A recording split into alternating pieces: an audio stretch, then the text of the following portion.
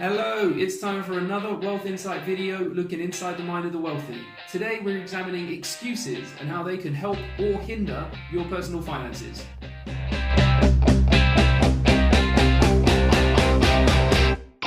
We're all asked to do things every single day, whether it's by ourselves or by people around us. And we have to decide in a moment whether it's something that we want to do or not.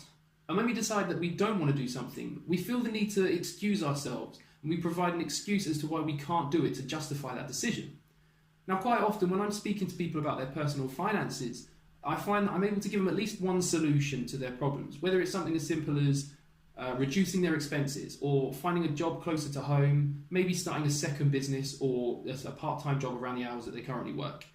And I'd say probably 70% of the time, I'm given an excuse back as a reason why someone can't do it. Now, I like to call these limiting beliefs because they're beliefs that limit your potential.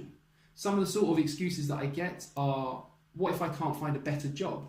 Or I don't want to ruin or reduce the quality of life for myself and my family by cutting costs.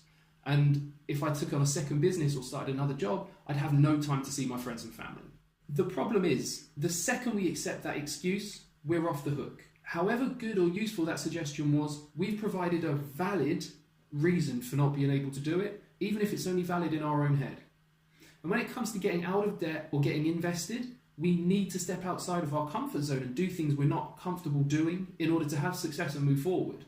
So say you wanted to get out of debt, you're going to need to reduce your spending or increase your income, which means doing something you're not currently doing. Or say you wanted to go on more holidays. What you would need to do is, again, reduce your expenses or increase your income and be disciplined and stay the course, or otherwise you're going to end up ruining your financial position.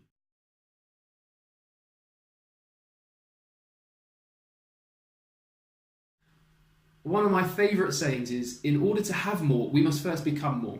Now, in this instance, what that means is, everything that we comfortably make an excuse for, that could well be the thing that we need to be doing in order to improve our financial situation.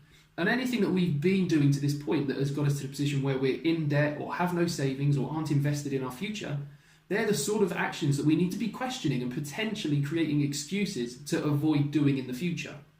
Now, I know it's a backwards way of thinking, but I'll give you an example. As a personal trainer, I found it very difficult to sell personal training to clients, but my ego and my pride wouldn't allow me to admit it, so I spent 4 years trying to crack it.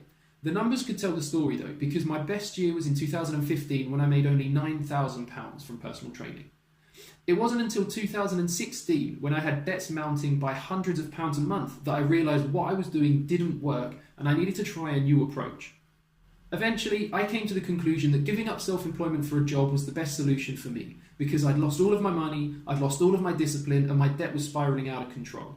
For 4 years, my family tried to convince me to get a job and build personal training around it, but it wasn't until I came to that conclusion that I took it seriously. For years, nobody could have swayed me on this decision until I decided it was right. So here's a couple of actionable points, guys, some things to take away with you. What we need to keep an eye out for is the excuses we use. Are they limiting our capabilities? What are we excusing ourselves from? Are they options or opportunities that could actually improve the quality of our life? We need to look at why we excuse ourselves from certain opportunities. Is it a fear of trying? Is it, like myself in my example, an ego or pride not letting you give up? Or is it potentially a lack of knowledge or a lack of confidence to try something new? And lastly, you need to look at the things that you willingly do daily that are effectively putting you in a position where you're struggling financially or you're not where you want to be financially. These are the actions that we need to creatively make excuses for to stop us continue doing them in the future and allow us to actually improve our financial habits. The wealthy always check themselves before they wreck themselves when it comes to their excuses. What are they holding themselves back from and why? So if you're looking to get out of debt or build a savings nest egg or get invested, but you've been holding yourself back, it's time to tackle those excuses head on and start to challenge yourself for progress.